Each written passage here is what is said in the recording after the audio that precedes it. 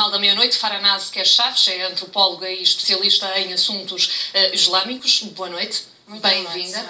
Foi de facto um dia histórico, este domingo, dia 11 de janeiro. Tivemos presentes em Paris cerca de 50 líderes mundiais, tão diferentes e com opiniões tão diferentes, como por exemplo o primeiro-ministro israelita ou o presidente da autoridade palestiniana. Que mensagem é que foi transmitida hoje ao mundo? Foi transmitida uma mensagem muito importante e profundamente relevante nos tempos que correm e que tinha de ser dada neste momento, depois de todos estes anos em que temos vindo a assistir a fenómenos trágicos na história do mundo, não só da Europa, e foi muito importante que se mostrasse esta união. União internacional, no sentido de se mostrar toda essa, digamos que, incapacidade de aceitação deste tipo de situações em qualquer parte do mundo, onde quer que exista.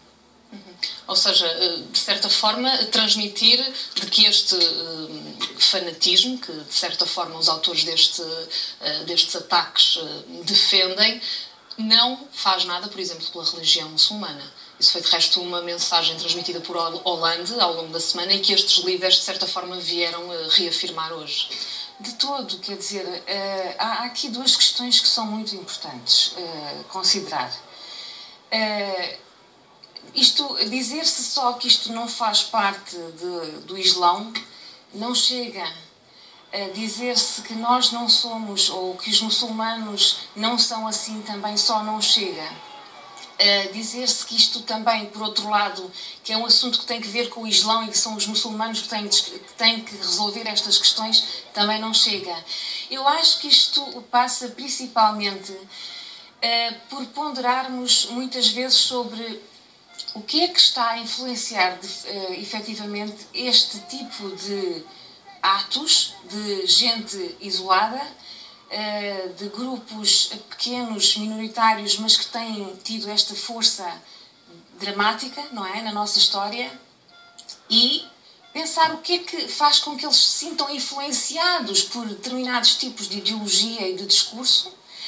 E aí eu acho que dentro das próprias comunidades muçulmanas devia de haver algum tipo de monitorização do que é que se passa, ou melhor, normalmente dentro de várias correntes de interpretação do Islão, os imãs, como é comumente falado,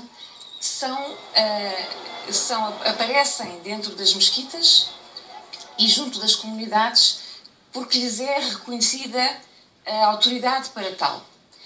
Isto em algumas interpretações do Islão, nem em todas. Temos o caso, por exemplo, dos ismaelitas, onde isso não acontece assim. O representante é nomeado por alguém que o antecede. No caso de outras comunidades, nomeadamente mesmo dentro das xiitas, mas também das sunitas, esse imam aparece como alguém quem é reconhecida essa autoridade. O que é importante saber, eu acho que aí as comunidades muçulmanas devem ter algum trabalho a fazer, é investigar, saber quem é que são estas pessoas que aparecem aqui como líderes religiosos. Ou seja, quem é que são os mentores religiosos destas pessoas? Que formação é que eles têm para estar à frente destas mesquitas, à frente, digamos, das comunidades de fiéis? E quem é que os paga? Quem é que lhes paga para estarem à frente disto? Isto é muito importante. Por outro lado, eu acho que é importante também pensarmos que, isto eu tenho vindo a defender há vários anos, que é importante pensarmos na forma como, dentro das sociedades europeias, nós estamos a pensar o ensino, a educação, a transmissão dos valores, a transmissão inclusivamente dos saberes que estão associados às religiões abrâmicas.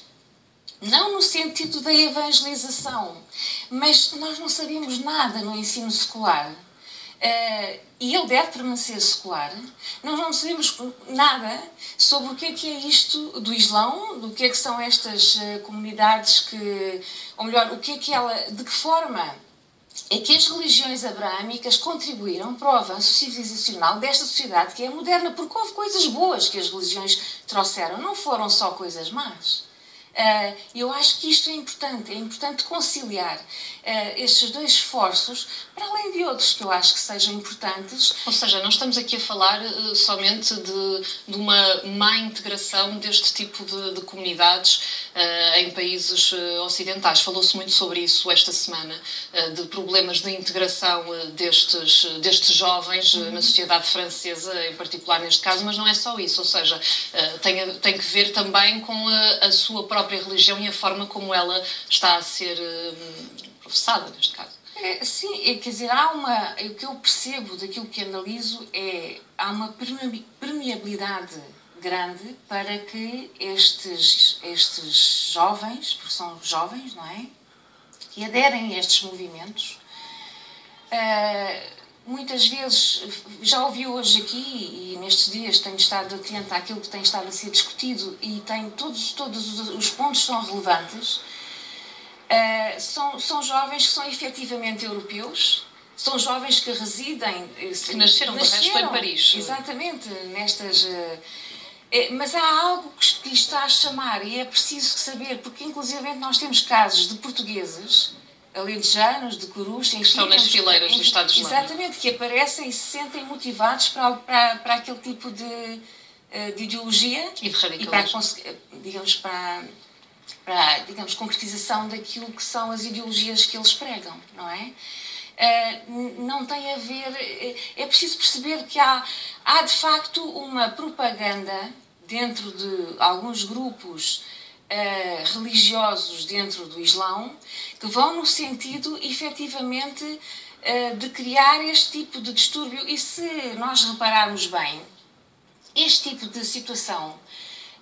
quando acontece, e está sempre a acontecer, entre xiitas e sunitas, em países longe da Europa, que nunca aparecem mencionados. Mas quando aparecem dentro do contexto europeu, como este caso em concreto, ele passa a ser mediático. E se nós pensarmos bem, 4 indivíduos puseram-nos em frente às câmaras e a ouvir as notícias durante 4 dias. Será que, e esta é a minha questão, não faz parte da agenda destes próprios grupos terroristas de que isto aconteça assim? Porque desta maneira se fomenta o discurso de que o Islão traz toda esta componente negativa e daí depois os discursos islamofóbicos que depois provavelmente farão com que muitos muçulmanos se sentirão inclinados para se defender e passar a dizer, não, mas o Islão não é isto, e desculpabilizarem-se. E não é esta a necessidade. Mas, sem querer, as pessoas passam a ter uma outra posição perante isto que é o Ocidente, a liberdade de expressão. E, no entanto, nós crescemos, estes indivíduos que são europeus, e são europeus primeiro, e são portugueses, e depois professam uma fé. Eles participam na vida ativa da sua sociedade enquanto, digamos, parte da sociedade civil, não é? Mas de repente sentem-se motivados para este tipo de ação e o que me faz pensar às vezes num outro aspecto, nesse tal aspecto que estava a referir, será que não está por trás da agenda destes terroristas que de facto nós demos esta atenção, esta mediatização e criamos dentro do próprio universo este caos que é o que é isto do Islão, não é? O que é isto? O que é que eles trazem? Está na gênese disto o mal? E é de resto cultivado muito nestes casos a figura do herói e do mártir que está disposto a morrer por... E neste caso isso é visível, não é? E só o facto, por exemplo, de terem ido até Paris hoje tantos líderes mundiais, isso não poderá, de certa forma, contribuir para o contrário. Ou seja, estes jovens foram capazes de mobilizar, com os atos que tiveram, capazes de mobilizar até Paris estes determinados líderes. Isso não pode ser visto por outros como heróis, a tal figura do herói, e motivar outros. Acho que é fantástico que tenha acontecido isso hoje. Isto é um exemplo do poder que pode ter a comunidade internacional, da força que pode ter quando está unida perante algo que todos condenam. E, portanto, isto foi hoje um exemplo notável. E, de facto, Paris hoje foi a capital do mundo. E Paris e França tem sido, ao longo da história, capital de grandes revoluções. Digamos que a matriz da liberdade, igualdade, fraternidade que nasce neste contexto é, no fundo, o ícone daquela sociedade. E juntarem-se estes líderes todos do mundo inteiro, não é? Esses que nomeou, e que praticam ou têm dentro dos seus países ou das suas realidades maiorias de fé muçulmana, mostra de facto, e depois nós vimos que por detrás de todo este grupo estavam judeus e estavam muçulmanos, exatamente a dizer que estamos contra este tipo de situação, este tipo de ação, e que não nos identificamos com isto. E, portanto, isto foi um exemplo que marca, digamos assim, uma posição perante estes terroristas de que, de facto, nós temos força e unidos temos força para lutar contra aquilo que está a ser feito. Mas é importante, e eu acho que isso é que era importante nós começarmos a pensar, e disse há bocado o vosso jornalista a partir de Paris, depois disto tudo, o que é que vem aí? Como é que nós vamos tratar deste assunto? Nós já tivemos esta semana, de resto, alguns atos de vandalismo em algumas mesquitas em Paris. Aqui em Lisboa também foi exemplo disso. Ou seja, o que é que vem aí depois disto?